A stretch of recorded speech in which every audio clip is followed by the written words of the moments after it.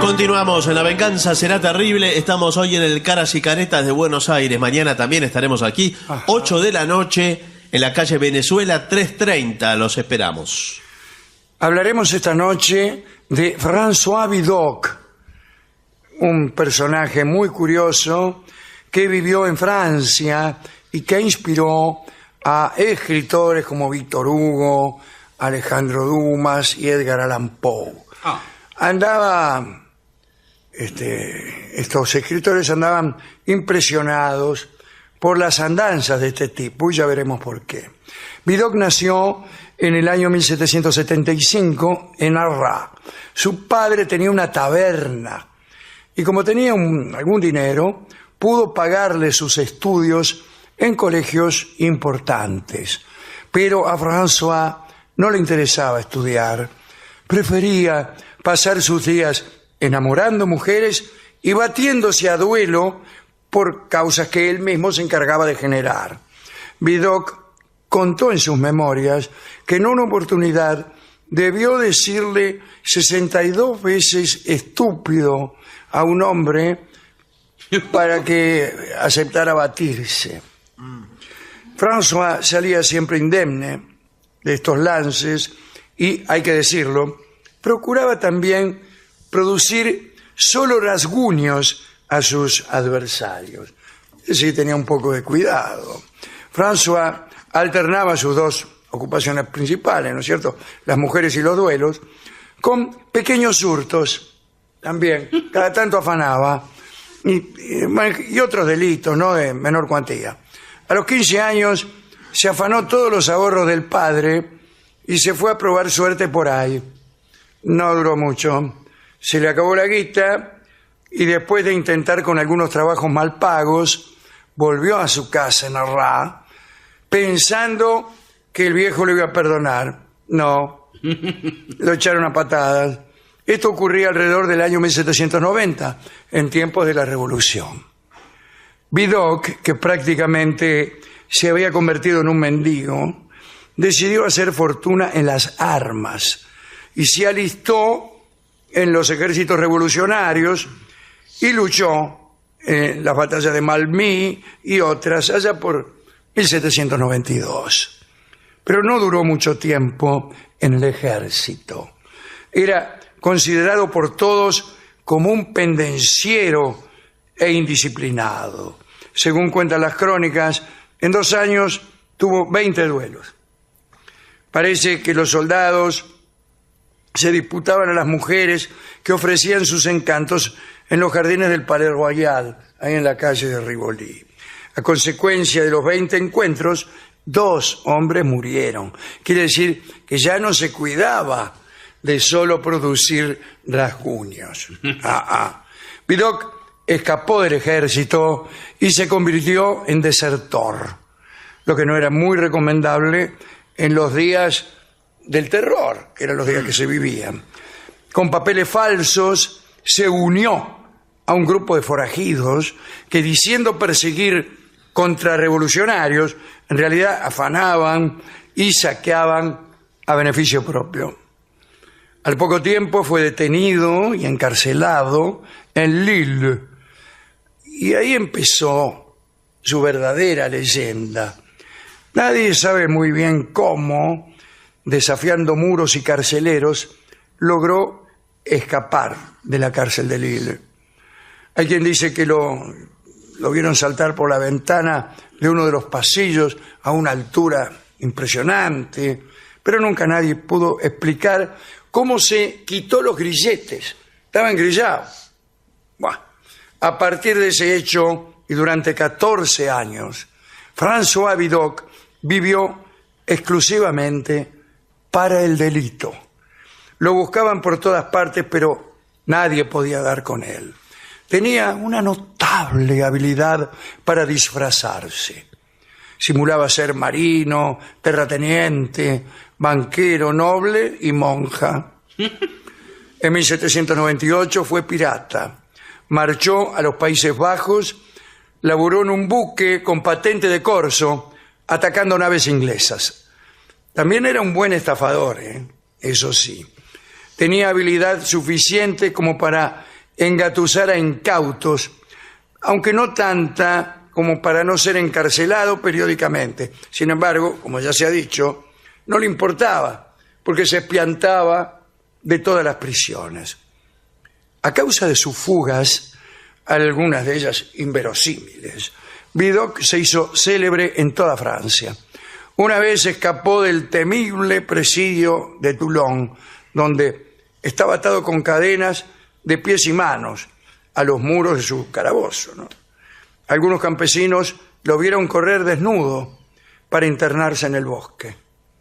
En París se esperaba con ansias su siguiente detención para así poder cruzar apuestas sobre el tiempo que permanecería encanado. Siempre ganaban los que apostaban por un tiempo menor, pues se espiantaba enseguida.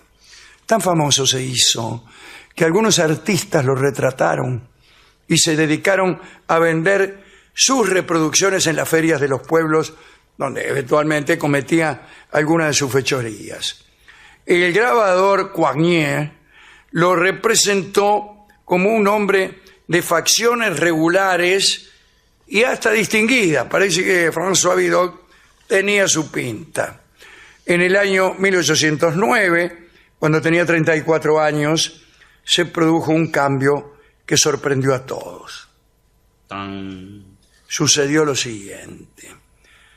Detenido en Lyon, François pidió ser llevado ante el comisario general. Dubois se llamaba el tipo. Y accedió a la entrevista en atención a la fama del chorro. Sin preámbulos, Vidocq le dijo que había decidido cambiar su profesión de ladrón por la de policía.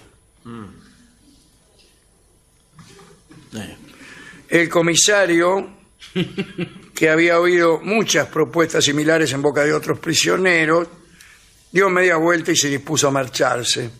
En ese momento, Vidocq lo detuvo con una propuesta diferente. Dijo lo siguiente: ahora me llevarán 2 gendarmes inmovilizado con grilletes hasta la prisión. Si logro escaparme en el trayecto y regresar, será esto prueba de mi buena fe. Dubois, riéndose a carcajadas, aceptó. 2 expertos y forzudos guardianes lo maniataron y se lo llevaron envuelto en tantas cadenas que prácticamente no se distinguía su figura. Al cabo de 15 minutos, Vidocq, libre y alegre, apareció en el despacho del comisario.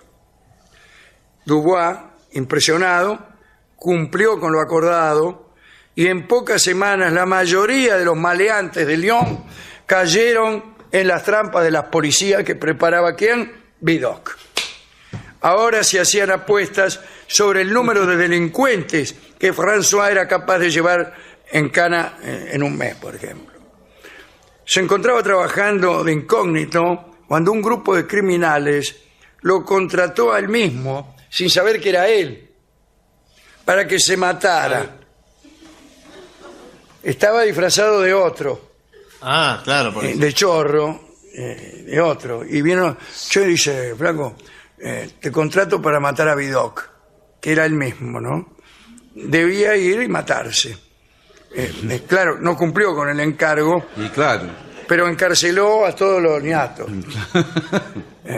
No solamente se limitó a encarcelar ladrones, ¿no? Fue el creador de la famosa Sûreté francesa. Entre 1811 y 1827, a través del imperio, la primera restauración y también la segunda, y el reinado de Luis XVIII y Carlos X, todos esos, ¿no? Juntos. François Vidocq dirigió la Sûreté, sumando éxitos y aterrorizando a los delincuentes. Hay que destacar que se preocupó por mejorar el estado de las prisiones y el trato que en ellas se le daba a los reos. Precisamente para ayudar a los exconvictos, financió la instauración de una fábrica de papel y cartón. En 1827 dejó por un tiempo la Sûreté y se puso al frente de la fábrica. Sin embargo, la experiencia fue un fracaso que le costó a Vidocq todo su patrimonio, todo lo que había afanado. Con la ayuda de algunos capitalistas, abrió una imprenta en la que volvió a emplear a antiguos criminales. El primer libro que publicó fue su autobiografía, que fue un gran éxito de ventas. Por fin, en 1832, y a raíz de una diferencia de criterio con los jefes, abandonó definitivamente la Sûreté, pero no para descansar, sino para organizar la primera agencia de detectives del mundo. Los detectives eran todos ladrones, amigos viejos de la época del chorro. Creó así la oficina de pesquisa, ¿no? Le Bureau de Renseignement. Se suele decir, muchas veces, en casi todas las películas, que el escocés Alan Pinkerton fue, allá por 1850, el fundador de la primera agencia de detectives de la historia, la agencia Pinkerton, pero lo cierto es que fue François Vidocq el primero. En 1842, la policía arrestó a Vidocq como sospechoso de haberse afanado los fondos de un caso de malversación que había resuelto. Fue condenado a 5 años de prisión y a una multa de 3.000 francos. No obstante, apeló y consiguió ser absuelto. Pero otra vez le hicieron fama de ladrón. Tantos vaivenes hicieron que Vidocq se transformara en el ídolo de los escritores románticos que escribían sobre él en vida y parecían estar fascinados, ¿no?, con su figura. Vidocq escribió varias novelas basándose en sus experiencias en el mundo del crimen. Lo ayudaba su amigo Honoré de Balzac, como nuestro amigo Daniel Rojo, ¿no? Sí, bueno. Aquel Que español fue gángster de Barcelona, claro, sí, que escribe novelas sobre sus actividades como chorro. En abril de 1857, Vidocq sufrió una parálisis que lo inmovilizó, como suele ocurrir, en su hogar del distrito de Le Marais, en París, y murió el 11 de mayo de 1857. Su funeral tuvo lugar el día siguiente en la iglesia de Saint-Denis. Y para terminar, solo anotaremos que el escritor Émile Gaboriau, uno de los precursores del policial, digamos, inventó al investigador Lecoq en honor de nuestro personaje, Vidocq, uno que fue vigilante, que fue chorro y que se desempeñó bien en ambas posiciones. Hemos ido a la discoteca y hemos contado esta historia. Interesante, ¿eh? Interesante. Igual el discotecario me dijo que él conocía muchos casos. Sí. Prácticamente todos. Y nos dio este tema musical, que es una milonguita que se llama Desde la Cana, que fue compuesta evidentemente en honor a Vidocq. No creo. ¿Sí? No, yo tampoco creo. Pero... Canta entonces Desde la Cana Edmundo Rivero.